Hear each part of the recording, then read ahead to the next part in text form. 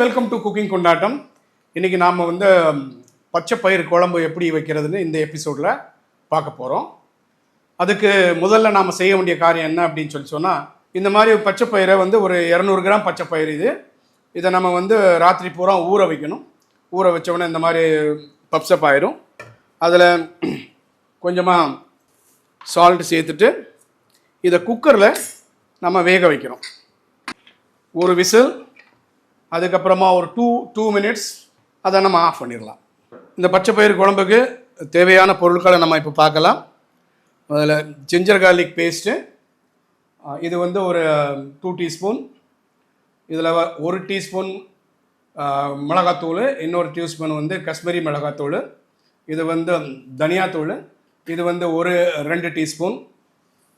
இங்கே காஞ்ச மிளகா கொஞ்சம் வெட்டி வச்சுருக்கிறோம். கறிவேப்பிலை, சாப் பண்ண ஆனியன், இது ஒரு 100 கிராம். இது ஒரு 4 பச்சை மிளகா, 1 டீஸ்பூன் சீரகம், மஞ்சள் தூள் ஒரு அரை டீஸ்பூன், 1 டீஸ்பூன் கரம் மசாலா. இங்கே ஃபைனலாக நம்ம டச் பண்ணுறதுக்கு கொத்தமல்லி இலை வெட்டி வச்சுருக்குறோம். இது ஒரு 150 கிராம் தக்காளி. இங்கே பூண்டு, கொஞ்சம் ஸ்லைஸ் பண்ண பூண்டு, அதே மாதிரி ஜிஞ்சர், இது வந்து ஜூலியன்ஸ் பண்ணது. இது லாஸ்ட்டில் நம்ம ஃபினிஷ் பண்ணும்போது கார்னிஷ் பண்ணுவோம். அடுத்ததாக இதை எப்படி செய்யலாம் அப்படிங்கிறத பார்க்கலாம். நாம் இப்போ இதோட கிரேவி பண்ணணும். ஸோ இந்த கிரேவிக்கு இந்த மாதிரி ஒரு பேனில் ஆயில் எடுத்துக்கிறோம், ஒரு 50 ml. இந்த ஸ்லைஸ் பண்ண பூண்டு முதல்ல சேர்த்துக்கிறோம். கொஞ்சம் கலர் வரட்டும். இந்த மாதிரி கொஞ்சமாக கலர் வந்தவொடனே இந்த சீரகத்தை நம்ம சேர்த்துக்கலாம்.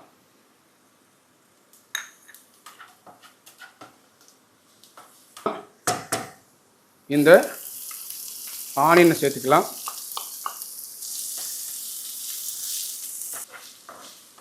இது கொஞ்சமாக அந்த மாதிரி ஒரு ப்ரௌன் கலரில் வர்ற வரைக்கும் இதை நாம் குக் பண்ணுவோம். இது ஒரு விசில் ஆகிட்டு இப்போ நம்ம குக்கரை ஆஃப் பண்ணி வச்சிடலாம். அது கூலான பிறகு இதை அந்த குழம்போடு நம்ம சேர்த்துக்கணும். இப்போ இந்த மாதிரி ஒரு கலர் வந்தோடனே இதில் நாம் வந்து இஞ்சி பூண்டு பேஸ்ட்டு சேர்த்துக்கிறோம். இந்த இஞ்சி பூண்டு பேஸ்ட்டில் உள்ள அந்த ரா ஸ்மெல் போகிற வரைக்கும் கொஞ்சம் குக் பண்ணுங்கள். இப்போ இந்த மாதிரி கொஞ்சம் இஞ்சி பூண்டு விழுது குக் ஆன பிறகு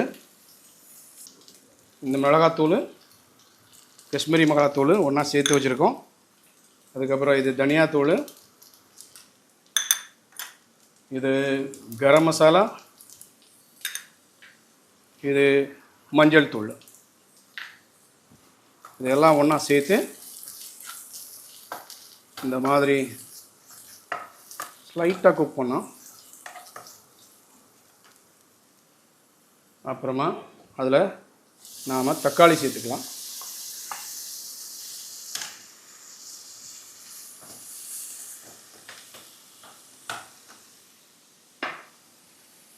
அதோடு சேர்த்து இந்த 4 மிளகாயும் சேர்த்துக்கலாம்.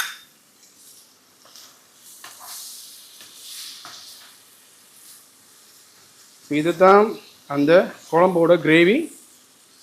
ஸோ இதை நான் கொஞ்சம் நல்லா மசிகிற மாதிரி குக் பண்ணிக்கணும்.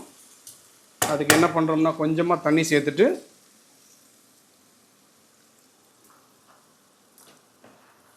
அந்த பருப்புலேயும் கொஞ்சம் தண்ணி இருக்கும், அதனால் அளவாக தண்ணி சேர்த்துக்காங்க. இதை மூடி வச்சு நாம் குக் பண்ணுறோம். இப்போ நாம் இந்த கிரேவியை பார்க்கலாம்.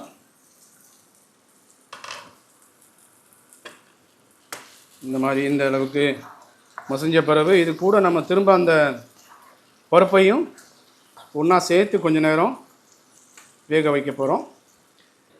குக்கர் நல்லா கூல் ஆகிட்டு பருப்பு பார்க்கலாம்.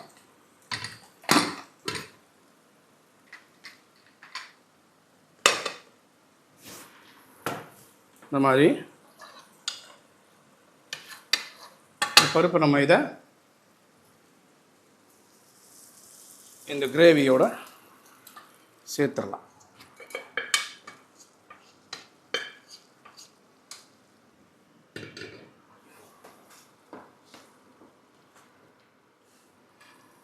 இப்போ இதில் நம்ம தேவையான அளவு உப்பு சேர்த்துக்கலாம். ஏற்கனவே கொஞ்சம் அந்த பருப்பில் உப்பு சேர்த்துருந்தோம், அதனால் உப்பு சேர்க்கும்போது கவனமாக சேருங்க. பருப்பு இப்போ இதோடு சேர்த்து இந்த கிரேவியோடு சேர்த்து கொஞ்சம் நேரமாக ஒரு ஒரு 3 to 5 minutes நம்ம வேக வைக்கிறோம். அதுக்கப்புறம் இதில் ஒரு தாளிப்பு ஒன்று போட்டுட்டோம்னா டன். இப்போ நம்ம இந்த பச்சை பயிறு குழம்புக்கு ஒரு தாளிப்பு ஒன்று போட போகிறோம். கொஞ்சமாக கடுகு, கறிவேப்பிலை, காஞ்ச மிளகாய்,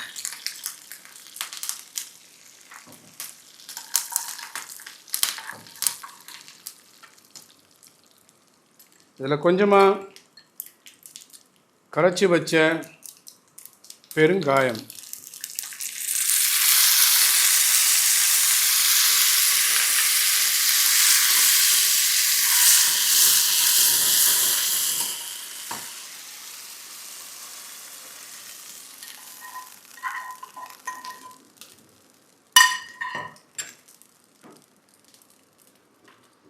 இப்போது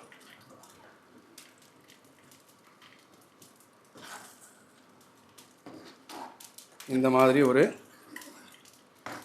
சூப்பரான குழம்பு. இது சப்பாத்தி கூட வச்சு சாப்பிட்றதுக்கு ரொம்ப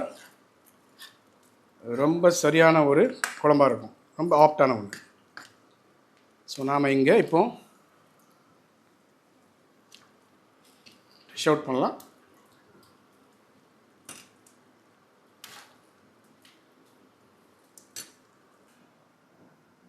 இதில் டிஷ் அவுட் பண்ணும்போது இந்த மாதிரி கொஞ்சமாக இங்கே பட்டர் சேர்த்துக்கலாம்.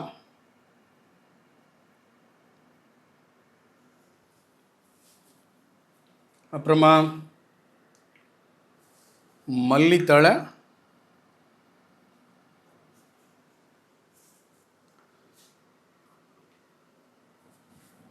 இஞ்சி, ஜூலியன்ஸ். இந்த ஃப்ரெஷ் க்ரீம் இது வந்து கம்ப்ளீட்டாக ஆப்ஷனல். உங்களுக்கு வேணும் அப்படின்னா சேர்த்துக்கங்க, இல்லைன்னா தேவையில்லை. டேஸ்ட் பண்ணி பார்க்கலாமா?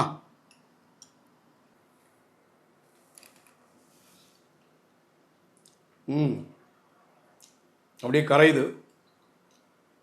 வண்டர்ஃபுல் டேஸ்ட் எல்லாம் சேர்த்து. ஓகே, ஸோ நாம் அடுத்த எபிசோடில் பார்க்கலாம், அடுத்த ஒரு புது டிஷ்ஷோட. பாய்.